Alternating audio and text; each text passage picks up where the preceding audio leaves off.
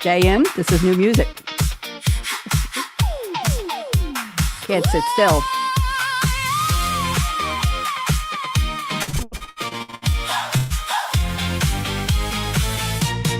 Welcome to the Creativity Show.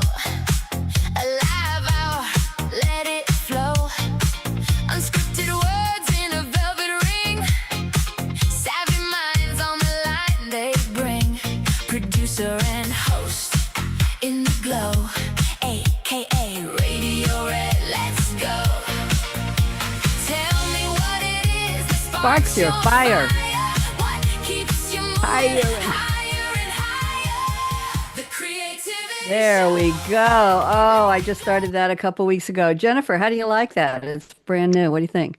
It's good. It's good. Yeah. Okay, we got some dancing out of that one. I'm akaRadioRed. Happy to be here. It is what? June 22nd already? I don't know where the year is going, but we're just reaching for July 4th any minute now. My supermarket was crowded yesterday on Father's Day, and I said to them, why? And they said, July 4th's coming up. Everybody's starting to prepare for their barbecues, and the big anniversary is coming up, and everybody's shopping already. So there we go. Welcome, welcome, welcome. This used to be Read My Lips, then it was the Creativity Show, and now it's the Creativity Spark. This is where I am every Monday afternoon with creatives. These three beautiful, very smart, very prolific ladies are my special guests. But before we start, I have to tell you all very important news. It's the 173rd day of the 2026 Gregorian calendar. 192 days are left, and it's the 26th Monday. I'm sure that's, Shamayne, very important for you. I'm positive. But what's more important, ladies, I hope you're all sitting down. It's Meryl Streep's 77th birthday today. Oh my good. I know. Where did the time go? Devil Wears Prada, Sochi's Choice, all those movies, wonderful. And Cyndi Lauper, Girls Just Wanna. I have somebody who tells me, please don't sing. She's 73, pink hair and all. Donald Faison, I don't know if you know him. He's on Scrubs and he was in Clueless. And a shout out to a gentleman who's no longer with us, Billy Wilder. Filmmaker and writer. He produced and directed and probably wrote Some Like It Hot. Remember back in the old Jack Lemmon and Marilyn Monroe days and The Apartment. He won 7 Oscars. Also, in case you haven't made dinner yet, this is important. It's Chocolate Eclair Day. It's Onion Ring Day. Shamayne, I'm getting a stomachache thinking of those together. It's Limoncello Day. You can wash it down. It's Stupid Guy Thing Day. Jordan Henson, I'm not talking about you, but tell your guy friends. It's Take Your Cat to Work Day. And Shakespeare said in Much Ado About Nothing, oh, what men dare do, what men may do, what men daily do, not knowing what they do. Even Shakespeare figured it out, and that was a long, long time ago. So welcome, welcome, welcome. I have some interesting news. We're done with that, and let's go to the introduction. I want to talk about my three very special guests, and we have to do a shout out to Mickey Mickelson of Creative Edge PR, who brought you all to me. He brings me lots of wonderful guests, and we appreciate you, Mickey. So there, we've done the shout out. Okay, here we go. I'm going to read a little opening. When I call your name, I want you to wave, and then I have a special something for each of you. So welcome to the Creativity Spark Show, where real life stories alight. akaRadioRed on her Scarlett Mic is streaming live and bright. The Uplifting of Creativity is our feature today, where compassion, resilience, and reinvention light the way. Shamayne, Olivia, say hello. There she is. TK, say hello. And JM, that's Jennifer, say hello. Creative voices, sharing real life journeys with me and you. Hear how creativity has uplifted them year by year as passion and purpose became their mission clear. Okay, Shamayne, I have a gift for you, and I hope you like this. First born in Texas, Shamayne learned responsibility young. With 3 siblings after her, life's challenges had begun. Between 2 homes, she traveled searching for where she'd belong, yet faithful friends stood by her side, steadfast and lifelong. At college, she explored psychology and communications too, while questioning expectations and imagining something new. She raised 3 children with devotion, strength, and grace, then discovered her own dreams deserved their rightful place. Through life's transition, she rebuilt one hopeful step at a time, journaling hard-won lessons that inspired her reason and rhyme. Her book, Shoes that fit her soul helps women rediscover their own role. Shamayne shares her journey helping others reclaim their own control. Shamayne, I hope you That enjoyed was that. beautiful. I loved I'm it. glad. Okay. I'm glad. And TK, you're next. Growing up in New Mexico, TK was the oldest of four. With journals, books, and stories to write, she always wanted more. Literature and creative writing she eagerly explored, while drama, choir, and color guard were what her spirit adored. She loved movies with friends and crafting new things by hand. Her imagination carried her to worlds both grand and planned. Drawn to healthcare and helping others, she chose a medical road, specializing in cardiac care where her compassion overflowed. Yet storytelling still called her TK, TK. And at last she answered the thrill, creating Unveiled, where suspense and healing meet with her pen's skill. Through matters of the heart, her characters reveal what's true. Her storytelling will keep your pulse racing and safely do it too. TK, I hope you enjoyed that. I put that safely in there because of your field of expertise. I had to, okay? I hope you enjoyed I that. loved it. Thank you. I'm glad you're welcome. And Jennifer's been on so many times, and I put you laugh. Just I loved you just as much as the other ladies, but I figured they were here their first time, so we give them a shot first and second. Here we go. Raised in Alberta, the eldest of five and only girl, writing stories on mom's typewriter let her imagination unfurl. Though purchased for homework, that faithful machine saw another stage as fictional worlds and daring adventures filled page after page after page. Her mother shared grammar lessons and critiques candid and wise, helping Jennifer sharpen her craft so her confidence would rise. She studied education, then healthcare joined her plan. Writing remained the steady thread, though, in each chapter she began. Now her fantasy worlds explore belonging, resilience, and grace, with characters seeking purpose while discovering their rightful place. Jennifer's stories post this challenge: what if? And then set free the magic of imagination and all we're each meant to be. Hmm. Jennifer, I hope you like that. That's lovely. I really do like that. I'm glad. I was waiting. I was holding my breath. Okay, who's our cardiac specialist? You're on call now. So gather around where the cool kids and the cool vibes sway. You got to sway with me as we dive deep into the creative spark today. AKA Radio Red's energy lights the way. We hope to inspire you to live large, love life, and play. So, ladies, how did I do? What'd you think? Oh, good. Wonderful. Thank I you love it. very much. I did two Okay. thumbs. I'm happy to do that. I enjoy taking this is why I ask for an origin story instead of your little 3 or 4 sentence media bio. I want to know more about you. I want my audience to know who you are as people, not just who you are on the front of everything you do. I want to go behind the scenes, and that's why I use it. So there you go. Shamayne, I met you, what, about 22 minutes ago. I'm happy to have you here. I Thank, love the glasses, by the way. If you thank weren't so you. well, you're in Texas, right? Yes, Okay, Austin. I'm a couple hours away. I could come and borrow your glasses, maybe. I Sure, don't know. I have an extra Anyway, pair. thank you. I'll take them. Okay, I'm putting you on speaker view, and we'd like to know a little bit more about you. So why don't you connect some of those dots in the intro I did and just tell us a little bit more? Welcome. Sure. Well, thank you. I was the oldest of four at one time, and now the oldest of six. My parents remarried when I was eight, or when I was, yeah, after I was, they divorced when I was eight.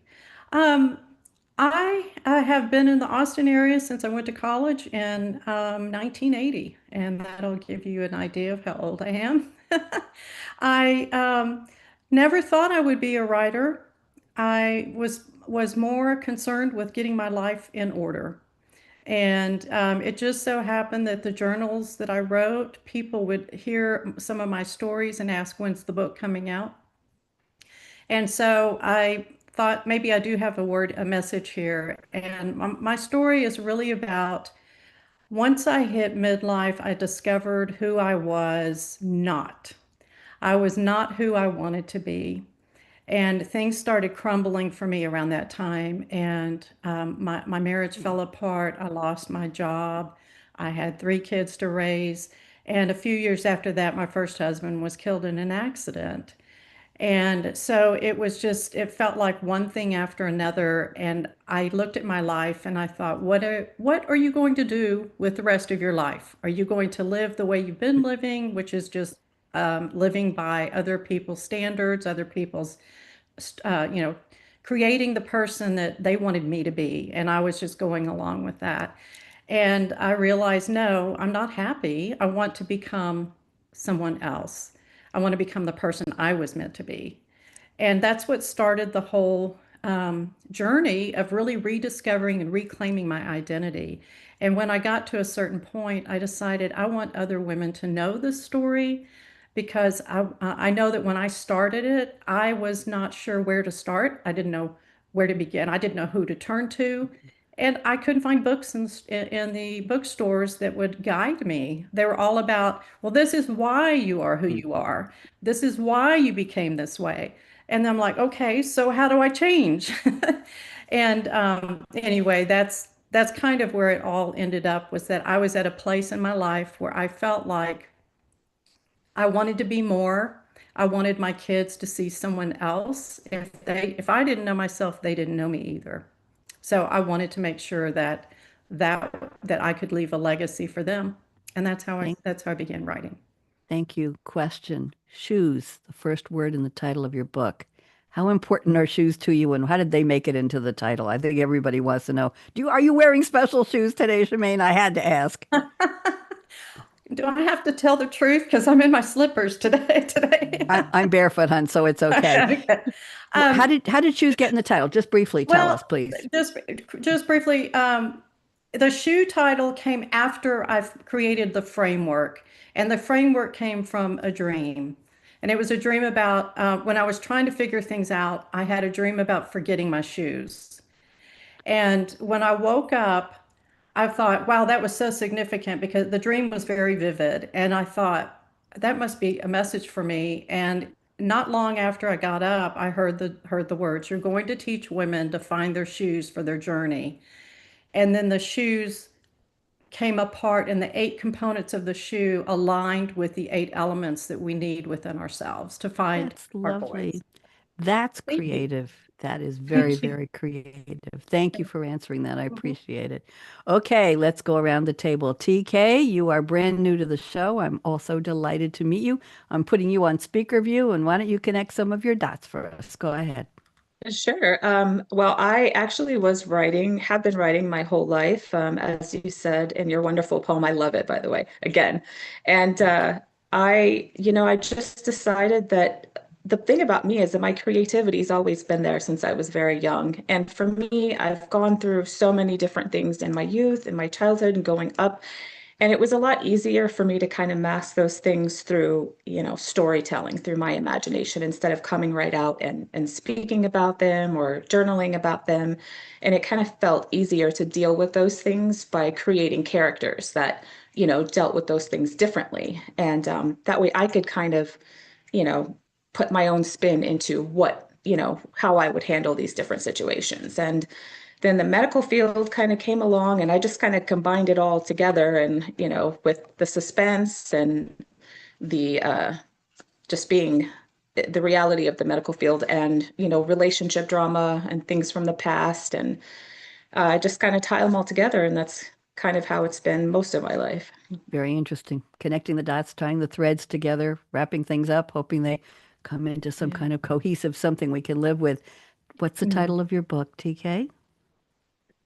It is called Okay. Unveiled. It's like a psychological thriller. Okay. And just give us a clue. Psychological, you have a lead character?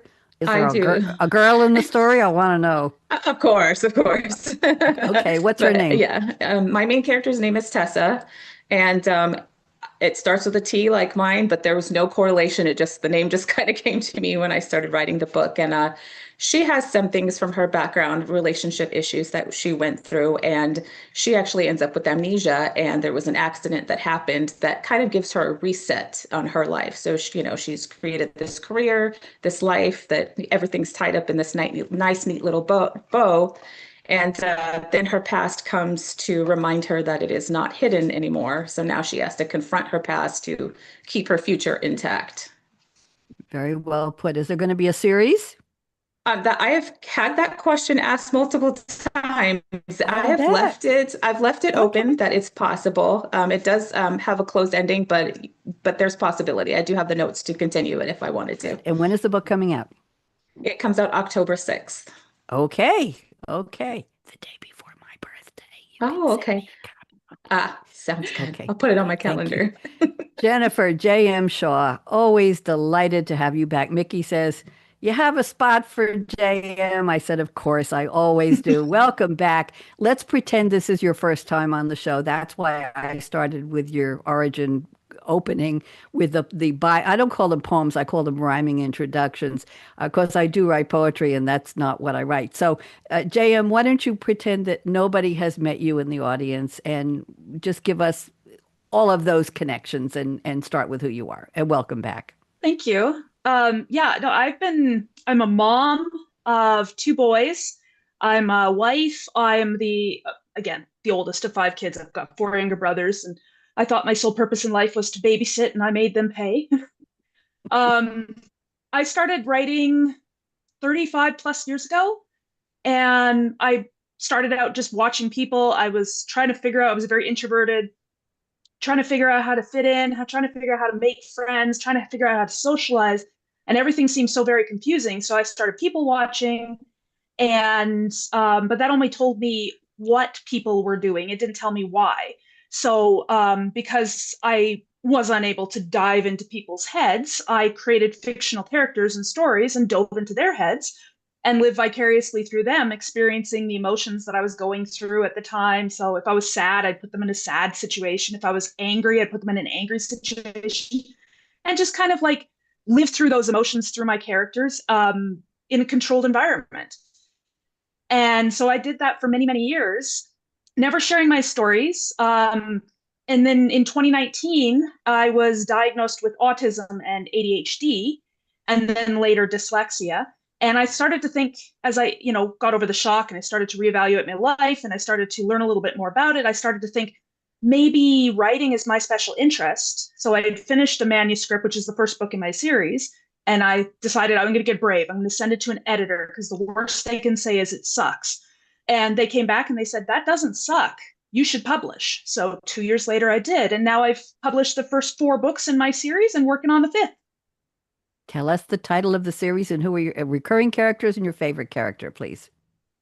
So I didn't name my series. I just named the books, but everybody's calling it the Callum Walker series. So I'm like, yeah, that sounds good.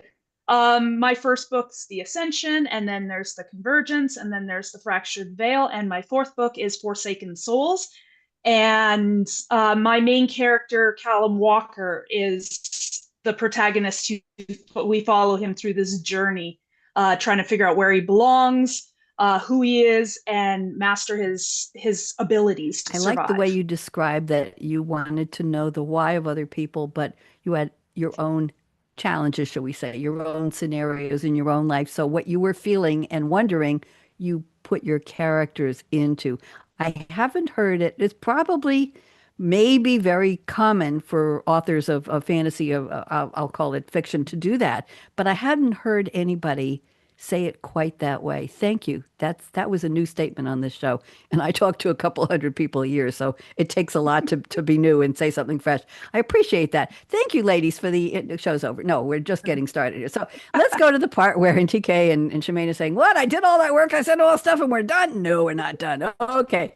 Somebody's watching us. Let's wave hello to whoever. We got one person. Where are they watching us on which channel? They're watching us on on one of my YouTube channels. That's unusual. Okay, welcome to my YouTube channel. So let's go to the opening quotes. I've asked each of you to send me a fictional quote, either from a song, which isn't always fictional, or a movie or a TV character. And we're going to start out with Shamayne. Want me to call you Shamayne or Shamayne Olivia? What's your preference? Shamayne is fine. Shamayne, okay. Is there a history to that name? Is that something in the family, or? Oh, it's a long story. Oh, Shamayne is came from the movie El Cid with Sophia Loren and Charlton Heston, and she's a true character. She's a true person from Spain, and but they liked the way he said her name, and so they wrote it down the way it sounded, and that's how I got my name. I love it. I love it. I had to ask. Okay, so you've sent a quote from, interestingly enough, not from the movie El Cid, Charlton Heston is as fabulous as he was. I've seen pictures, of course.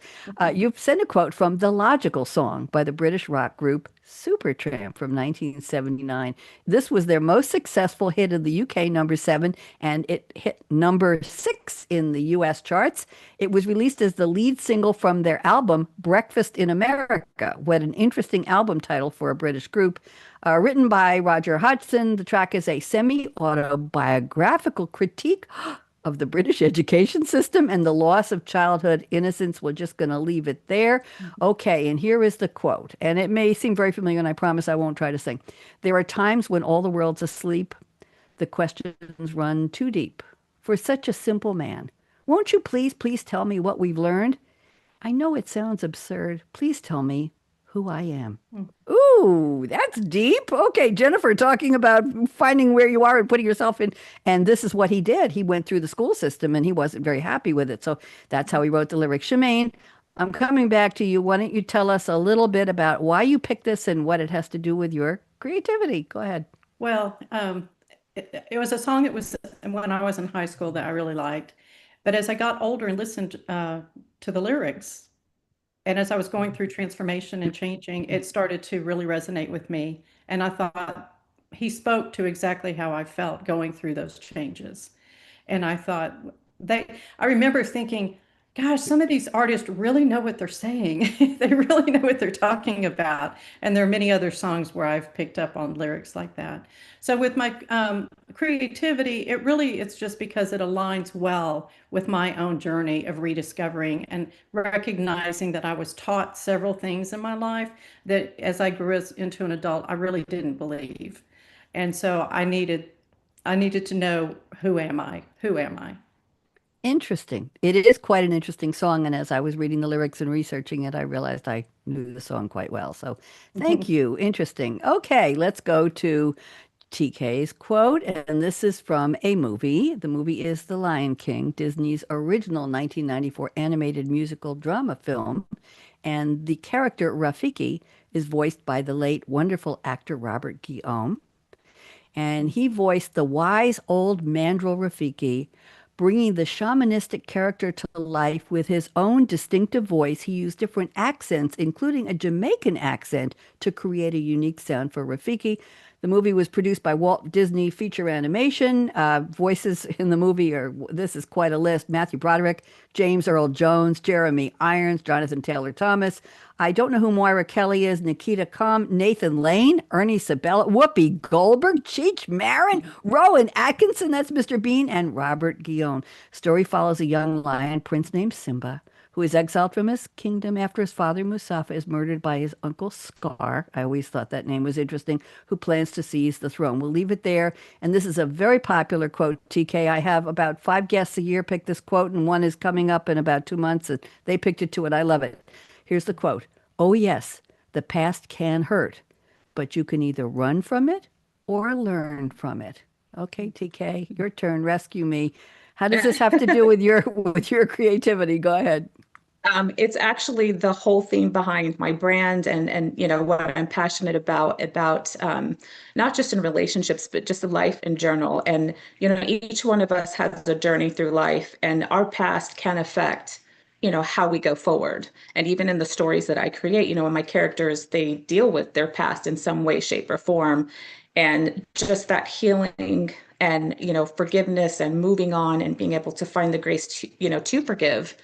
And there's, a lot of pain that can come from that past. And I think that we each have a choice how we move forward.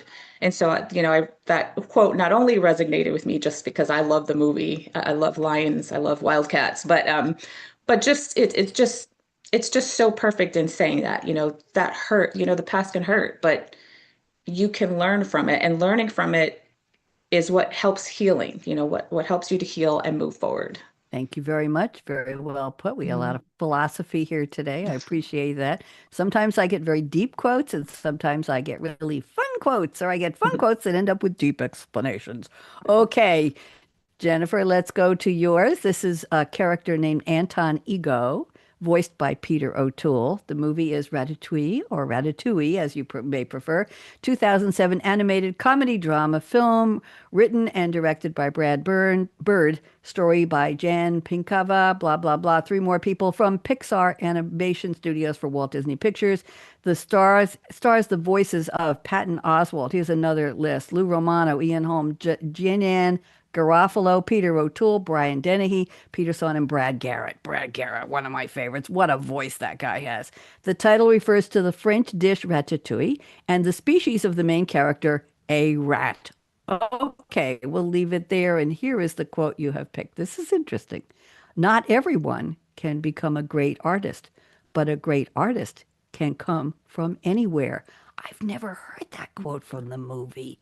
Okay, Jennifer, tell us more. How'd you find this one and what does it mean for you? It just kind of relates to my life. Like, I remember writing for so many years thinking, oh, I wish I could be a published author, but it's never going to happen. And I remember that dream. And I just got to that point in my life where, I'm going to make it happen. I firmly believe that if I can do it, so can anybody else. Tell me more. Come on, tell me more. I want more. I don't think that you need any, I don't think you need to come from privilege. I don't think you need to have money. I don't think that you need to have a certain education to be a creator of any kind, whether you're writing, painting, well, sculpting. I mean, obviously got to have some money to get the resources and stuff. But I don't think you need to be famous to do something great. And it makes me wonder how many diamonds in the rough are out there that just need that spark, just need that push, and they can become great. I used to say, I don't like the word marketing, so I call it telling the world I exist. It puts me in the right frame of mind. And then I tell people when they say, oh, that's a good idea. I said, yeah. And, if I don't tell the world I exist, if I could have, the best written book, I'm not saying mine is, but if nobody knows it's there, nobody's ever going to read it. And if you don't put yourself out there, nobody's ever going to see you. This is true. And I'll tell you a funny story. You may not know this yet, Jennifer. I know the other two ladies don't. On January 1st of this year, I decided to start a brand new series, and it's called Say What? Good News with Bonnie D, my other name. And I do it 5 days a week, live streaming, and it's about 4.5 minutes a day. And I look for interesting stories that are off the beaten path. No doom and gloom, no AI, no politics, no religion, no war, none of that, no headlines. I have my own headlines. And I'm always searching for interesting stories that most people would never heard of. So today's Say What? And it's one of the joys of my life, Jennifer. I get every morning right around 8:30 Eastern time. I go on, I set everything up. I have special music. I have a special background I created, and I do it without looking at the clock. And I can do it most days under 4.5 minutes, Shamayne, without even looking at the timer. I've got it down to about that. I went over 5 minutes and 9 seconds the other day. I was very ashamed. Anyway, because I tell people it's 4 minutes, but it's a lot of fun. And I'll play the outro music for you later. I had to make my own mug because this was from my TV show in New York, something to talk about, and I didn't have time to get. So say what? Good news. There you go. So what I'm telling you this for, Jennifer, talking about a diamond in the rough, there's a gentleman who has been a priest in a 15th century church in Greece. And he bought a fretless electric guitar. And he started playing it. And for some unknown reason, about a year ago, he released 150 cassettes of his playing, and he uses old-fashioned musical instruments made from gourds, and he has bird sounds and other things, and he released the 150 cassettes sold. And an editor from, I think Pitchfork is a music magazine, found it and said, rescue this from the garage sale pile. This guy's got talent. A producer approached him, and they're making a CD that's coming out this summer.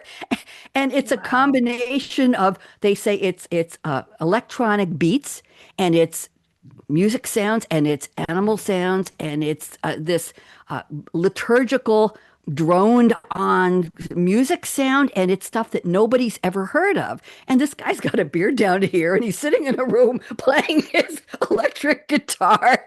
And he was one of my featured stories today. And when you're talking about an artist can come from anywhere, I thought. And by the way, his wife is the only one who's ever heard him play live. And she says, would you please stop making that noise? And it's quoted in the article. And he's going to be playing at a music festival in Philadelphia. He's coming to Philadelphia this summer to play his music. And people are saying, wow, we know where he's been the past 30 years, but we didn't know he was going to bring this kind. They say it's really weird. He actually reads Psalms over certain kinds of music too. And he has a YouTube channel. It's hard to believe, but talking about that. So I digress, but I wanted to share that with you because that was on my show this morning. I'll send you all the link to the show. So ladies, great to have the quotes. I appreciate it. Let's go to the round table now. We are just really ahead of time here. This is going lovely. I'm going to start with reading two creativity statements from Shamayne, and we're going to turn this into a round table. Here's how it's going to work. You don't have to find your notes. I like your 2 and 3 statements. I'll read them. I'm going to ask you to unpack them, Shamayne. Just give us a little more information about what they mean. Just, just be yourself. And then I'm going to go get the camera off of you and go back to the full screen of everybody. And I'm going to ask Jennifer and TK to comment. Did this resonate with you? Do you like what she said? Do you say, no, that's not me. I would never do that. It doesn't matter. It's just a conversation. So Shamayne started out with creativity 2 and 3. Here we go. I am most creative in the early morning hours when I wake up in the dark and it's quiet in the world. I hear that a lot. And then I'm going to add your statement number 3. My bedroom is my safe space where I feel most comfortable to write and reflect. So Shamayne, I'm putting you back on speaker view. Will you please tell us a little bit about, is there a special place in the bedroom and what time of the day is dark and does it change with the seasons? Come on, give me some schmaltz here on this stuff. Talk to me. So the morning, I usually wake up, and I don't know if this has been just in the last couple of years, it's probably been over the last decade. I wake up around 4 a.m. And at 4 a.m. to get back to sleep, ideas are just swimming in my head. And I used to, while I was still writing the book, I had an iPad next to my nightstand where I would just start typing because I had these great ideas, I thought, and I wanted not to lose them by the time I woke up later. Yeah, it's 4 a.m. and it's quiet. The world is quiet at that time. And nobody else is up, nobody's doing anything, and I just have time to process things. But I never get out of bed. I just stay in bed and do that and then go back to sleep. And then why my bed? I don't know, but that is where it is. I'm not sitting in a chair. I'm not sitting in a window or anything like that. I'm sitting actually on my bed and I just feel comfortable. And then there was a time I thought I was lazy about it. And then I heard Barbara Streisand did the same thing. She wrote a huge book recently and she did it all from her bed. And I thought, well, good. I'm in good company. You're in very good company. Isn't that, I keep going back to your quote, Jennifer, but it can come from anywhere, anybody's bed. I've never heard anybody, listen, I talk to a lot of people all year long, year in and year. I've never heard anybody say it quite that way. Recently, people have been telling me they get their inspirational stories when they're in the shower. I get a lot of water, and I've researched that. And there is the white noise of the shower, the warm temperature. Apparently, it releases the mind from no distractions and all that. But I've never heard that, and I'll tell you about what I later on. Jennifer, comments on what Shamayne and then TK. What do you think, Jennifer? Anything resonate with you? The time of day, the night, iPad, anything? Yeah, I can't write at 4 a.m. I'm conked out. But I do write in the morning. That's when I do my best time after the kids have gone to school and my husband's. I have sat on my bed and done writing, and as long as I can lock the door so nobody's coming in and bothering me.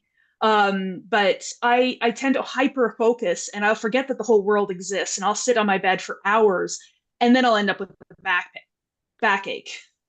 So I do have to get up and move, and I usually start on my bed and then I move to my desk and then I'm in my couch in the living room and then I'm at the table and then I'm outside under the gazebo and then, yeah, all over the place. But the bed is definitely a good center to start. Do you need some decorative pillows? I think we can find some. I have some. I'll chip in some. I need a firmer mattress, I think. Do you know what they call I don't know if you know. They used to have these like a bolster you would buy with arms on it that you would sit on in bed. You know what they call those? I think it's called a husband. I mean, seriously. I think that's what it was called. I'm not joking. I'll have to look it up. I hope I didn't commit any terrible misdeeds here.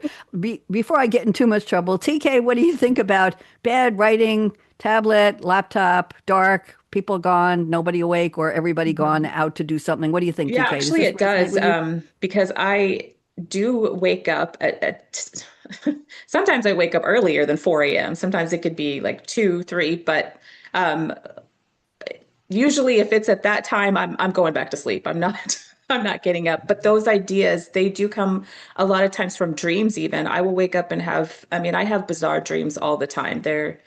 It's just it's insane some of the dreams I have. And I will wake up in the morning and I want to start writing. And actually, I'm impressed that you're able to get up and write that down, Shamayne. I'm working on doing that. Keeping, I'll have a notebook by the bed, but that urge to go back to sleep kind of kicks in, and it's a little bit more powerful sometimes. But that is when I do get a lot of my ideas at waking up at that time. I also get a lot of my ideas when I'm busy, I've noticed, which is really strange and kind of annoying sometimes, because when I have nothing going on and I'm just kind of sitting there staring at the laptop and nothing's coming. But if I'm scrubbed into a procedure, or, I'm at work, or, the kids are, talking to me, or my husband's talking to me, or I'm busy, or in Walmart, it's going nuts. And I'm like, I don't have paper. I don't have, where I'll try to put stuff in my phone, the phone notes. And I will come up with a lot of stuff. And then I go into my office and sit down and nothing. So, so I haven't worked out exactly like how to get that all kind of on the same page, but I definitely do get that inspiration at those early times of the morning. Mhm. I'm going to read you a quote from somebody famous at the end of the show about what to do with those notes. But I used to keep pad and paper by my bed. Shamayne, we're not talking about ages or years here, my dear. But when I was in high school, if I love math. I love working problems out. Sometimes I went to bed and I hadn't figured it out. It happened on occasion. I remember this, although nobody in my family's around to verify whether I'm making this up or not. I would wake up in the middle of the night and put the answer down on a pad of paper and then go back to sleep. And it was time for school, and I'd read it, I'd bring it in, and it was the right answer. So the mind is working. It's definitely working. Very, very interesting.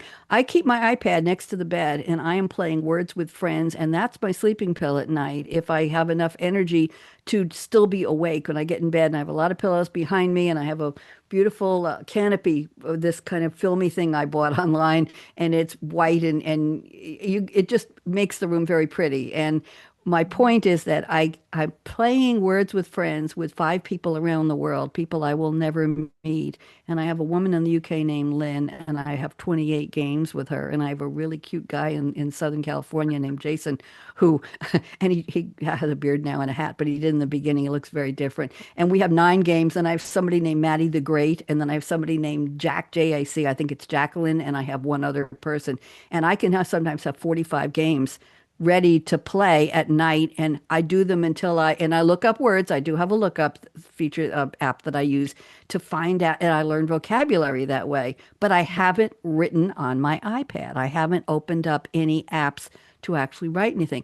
And TK was going to suggest that if you're somewhere and you need to capture an idea and you don't have a pen and paper, there must be a voice recording app on your phone, or just click on video and just record yourself. Hi, it's such and such. There's 15 people ahead of me on the line at Walmart, but I have an idea for a story. Talk to you later. And just send yourself a video. That's not a bad idea, actually. You don't want to let it go, or just voice recorder. Just Or put it up. email. Nobody. Oh, I'm checking messages. Yeah, I have an idea. There's 3 more books. Nobody will even know. So you use it to your advantage. So thank you very much. Thank you, Shamayne. Now we know how the roundtable works very, very well. Yes, Jennifer, go. I interviewed somebody on the show that I co-host, and he wrote an entire book by transcribing it. He had a 3-hour commute every day, and he would transcribe it as he's driving and then just write it down later. What do you mean by transcribe it? Tell us. What did he do? He would record his voice, Oh, and he wow, would wow, wow. speak it, and then he would type it when he got home. That's why I asked my authors. I got to put some lights on it here. That's why I would ask my authors, do you use handwriting? Do you dictate? Do you use a keyboard? Do you use journaling? Do you use sticky notes? Because, I sign up for a lot of author webinars. I'm still writing my novel, my novella, and I decided I was ready to finish it. And then I went into the middle of it and I decided there's more stories I need to add. So I'm back in the writing. It's only been 3 years, but that's probably not unusual. Why was I telling you this? I have no idea. Anyway, the point was that I can't remember. Anyway, we want to just get those things going. So yes, yes, yes. Jennifer, tell me what you just said, please. Voice So, recording. Yes, yeah, yes. So I attended an author webinar where she was talking about keeping your phone and dictating everything. And she said she keeps it in her pocket. And when she's cooking, let's say she's making a roast and having company or a cake, she'll take out her phone. And she said, before she even knows it, TK, she has written basically 20 pages worth of text into her phone just by talking. And then she was going to tell everybody how she transcribes it, Shamayne, and what she does with it. And then you had to pay for the rest of the Yeah. webinar. I didn't stay for that. I'm sorry. So anyway, I'm sorry about that. I've got so many thoughts going on in my head. I need to record this. Okay, let's move on. Thank you very much. Writing, interesting. Okay, let's go to TK. I've got two of your statements I like, and I'm just going to read these and we'll unpack them. So you say, when I'm creating a story, I like to go out and people watch.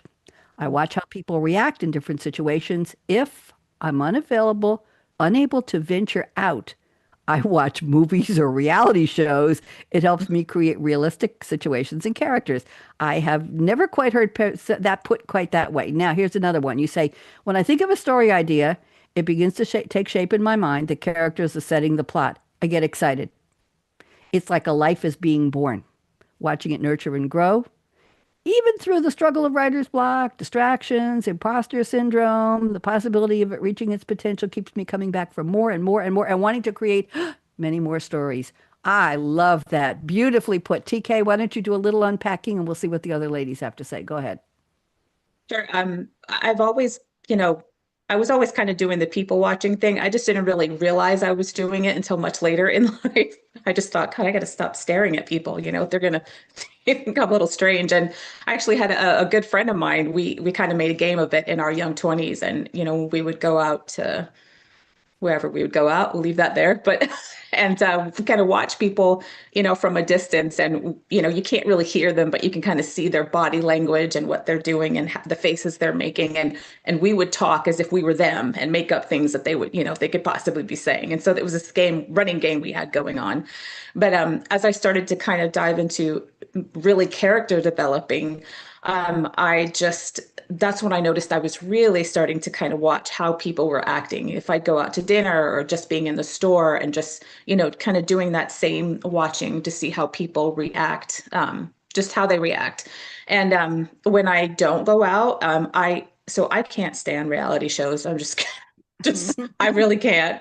But I did notice that if I start watching one, like if someone else is watching them, I would kind of get sucked in. And I realized it wasn't necessarily because of the drama, because I think that was kind of the part I don't really enjoy, but just kind of picking out how people react to different things. And even in movies, when I watch movies, I get kind of drawn into the storyline, but I also get drawn in kind of like, on a parallel basis, I think about the actors and the actresses themselves and like what their lives could be, and how they are outside of, them being the characters. It's interesting how I can multitask and do that and still get into the movie. But I noticed in my writing, I think about that when I'm creating these characters and I say, okay, well, I can picture them. It's kind of hard to explain, but I can see it kind of taking place in my mind when I'm writing it or when I'm creating like their lifestyles, their backstories. And sometimes I have to slow myself down because I will go off on a mental tangent into these characters' lives. And I go, wait, I need to be writing this down. I'm just daydreaming about their lives. And so it just kind of goes from there. And I think that's the funnest part, is just getting to know these people. And when I say watching, like a life being born, it really is, because, as you write these characters, you develop them only so much, but as the stories go on, they grow and they surprise me even. And, and the other ladies can speak to this probably, that you watch them grow and you think about them even when you're not writing, like, well, I wonder what they're going to do, because sometimes these characters do things that you don't know they're going to do. And I think it's something only like creatives and writers can understand. So that's kind of, the fun Yes. part and all of that. Yeah.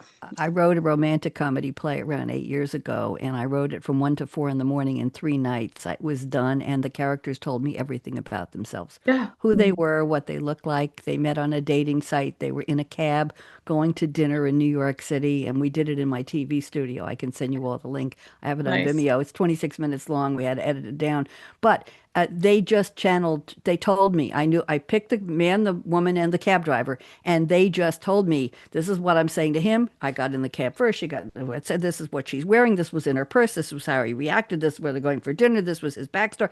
They just, 3 nights, I wrote the whole thing. I wasn't even, I was just listening. Yeah. That's what you're saying. How It's do the they? most bizarre thing. It's almost like they're, like Yes. you said, they're telling you and you're just typing it out. They It's did. They did. So let's go around the table. Shamayne, any Mhm. comments about what TK shared about the ideas coming from Well, everywhere? I'm a people watcher too. I love to Hmm. people watch. And when I was creating my framework for the shoe, and I'm a speaker and a facilitator, so I'm not just always writing, I'm also talking to people about my framework of the shoe. And I realized that, a lot of times when I people watch, I will look at their shoes. So they're either coming or going, and how do you know? Well, look at their shoes. They might tell you like they're about to go for a run, or they're going to a business meeting, or they're a doctor or a nurse because of the shoes they're wearing. And so I put that into the book, and then I did a little bit of research about people watching, and I learned that people watching also helps us with empathy. Because if we're watching people and if you're paying attention to how they may look as far as their body movements and their faces, you might be able to start to feel for them and put yourself in their shoes. So I love the people Walk, watching. walk a mile in my shoes. We all know that Mhm. one. Jennifer, briefly, I want to go to your creativity, but Jennifer, what do you think? I felt the connection to everything you said. I watch my movies play out like a video on my head. I love going off on those tangents because, my characters are driving and I'm along for the ride, and they'll either take me somewhere where I'm like, wow, that came out of my head, or I'm like, what is wrong with me? That came out of my head. But I do like with the people watching, because that's what I started out. I was writing my own script to get along, to figure out how to communicate with people, and I think that helped me to become better at writing dialogue, because I would watch people and record conversations like, so and so said this was the reply, this is what I need to say when somebody says that to me, so that I could figure out how to talk. When I'm writing dialogue, I will talk it out loud in my different characters' voices. I think I have to rename the show. It's going to become the Creativity Spark Workshop. What do you think? There you Isn't that go. what we're doing? Aren't we, aren't Yeah. we, Yeah. aren't we workshopping ideas? This is Yeah. this is cool. This is why I like to have a panel. I used to do one-on-one interviews for years, and I love the exchange, the energy of just flowing ideas, and we don't have to agree with each other, and that makes for good conversation as well. JM, Jennifer, I'm going to, let's see now. I was going to read about you do your best work curled up on your recliner, cuddled underneath a blanket with a hot drink in your hand. But we've already talked about time of day and place. So let me go to this other one. You say, I write because it's who I am and how I've learned to make sense of thoughts and emotions that often defy comprehension. My process is deeply intuitive. I often write in long stints during the day when the kids are in school, husband's at work, and the house is quiet. I end the day, this is interesting, with shorter bursts of writing once everybody's asleep. Writing helps me manage the daily chaos and understand the world through my neurodivergent lens. It's more than a habit, it's a grounding rod when my life becomes too much. I hope you don't mind that I shared that one, Jennifer. I That's think fine. that's lovely. The idea that it's not just what am I writing that people might want to read and buy my books. It's this is a tool. This is a valuable way I manage my life through my writing about characters. So why don't you take us into that introspection a little bit, and then we'll see what the ladies say. We've got about 6 minutes left, so I want to make sure we end on this one. Go ahead, Jennifer. Yeah, so it just kind of comes back to where, I couldn't dive into people's head and find out why they behaved the way they did. But I was very much stuck in my own head, trying to figure out my emotions, nobody to talk to. At the time, I didn't realize I had autism. Looking back, it made sense.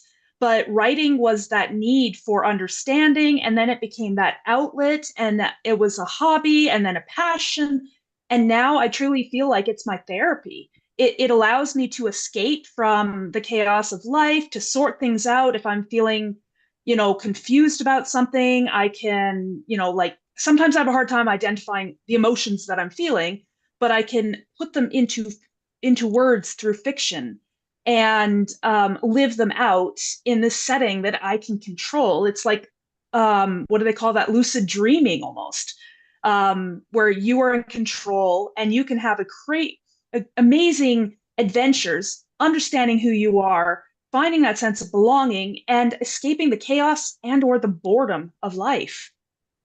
Boredom. Interesting word. Mhm. I think we have it and we don't talk about it a lot because we're trying to be very busy doing what we love to do, but I think we do have it. I have it too. Thank you. Let's go around the table briefly. TK, any thoughts about what Jennifer said about controlling through the characters, controlling the narrative through what you're writing? What do you think?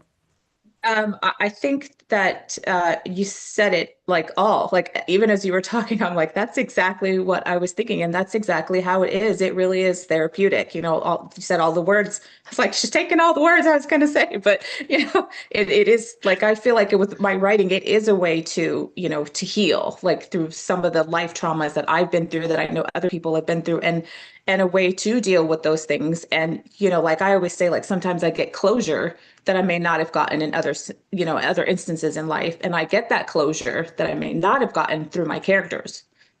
Very interesting. Really opened up a thread here. Unfortunately, we got 3 minutes left. Shamayne, talk. What do you think? Give me a minute here. Yeah, just real quickly, I agree with the writing. I wasn't writing about characters. The character in my book, it's a memoir, so it was me.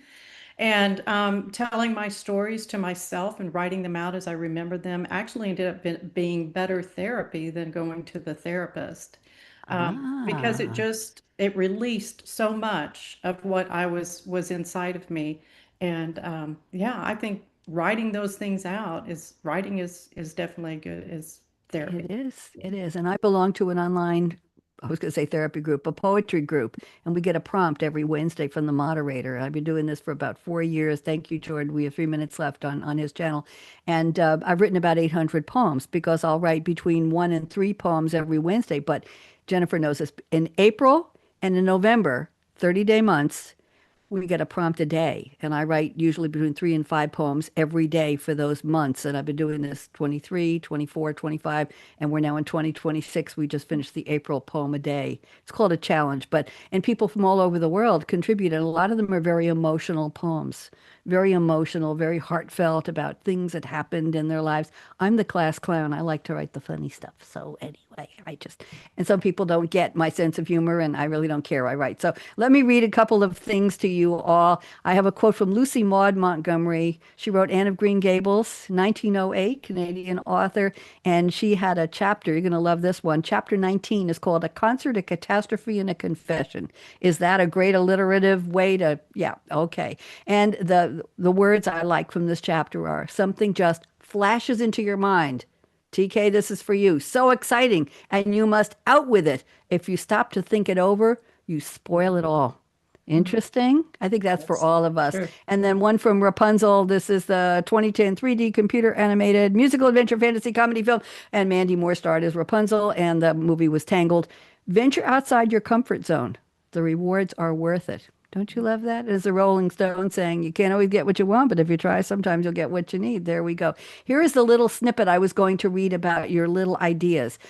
David Byrne, the former frontman for the Talking Heads, was a guest on somebody named Stephen Johnson's podcast called How Ideas Happen.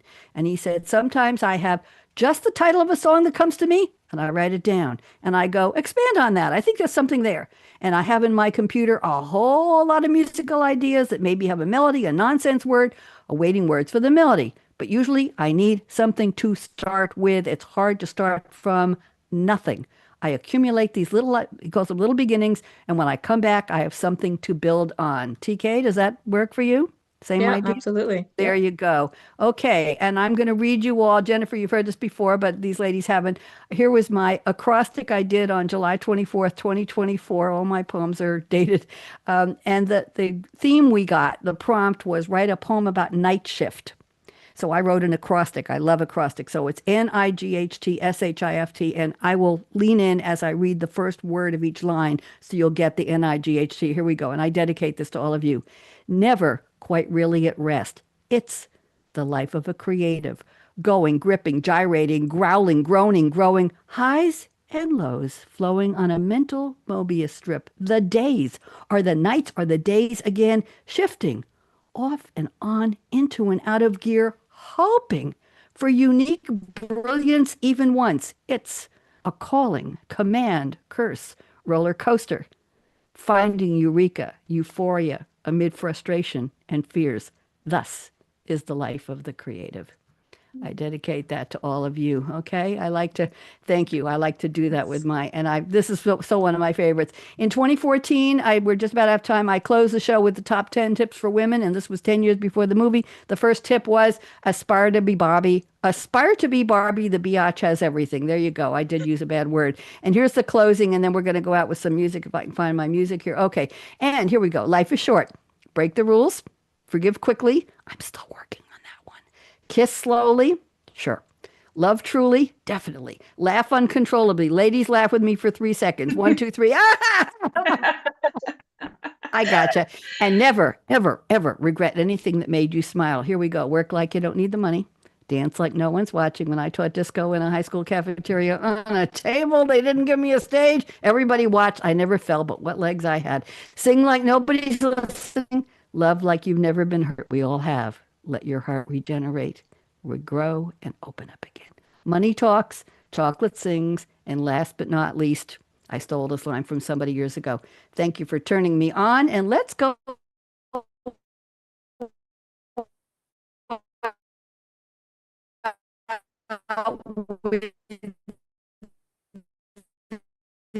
Let's see, we're going to go out.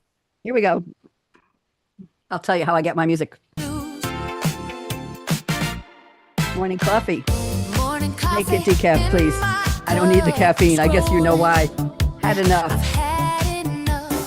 Same old drama. Same old feed. Hit that dial. What I need. Let those bad vibes fade. Get those headlines out of here. Hit play. Say what? Good news. We talk it out. We lift the mood. Good people doing what they do. Ladies, you're all great. Let's wave goodbye. Bye-bye. Good news. This groove is for you. We are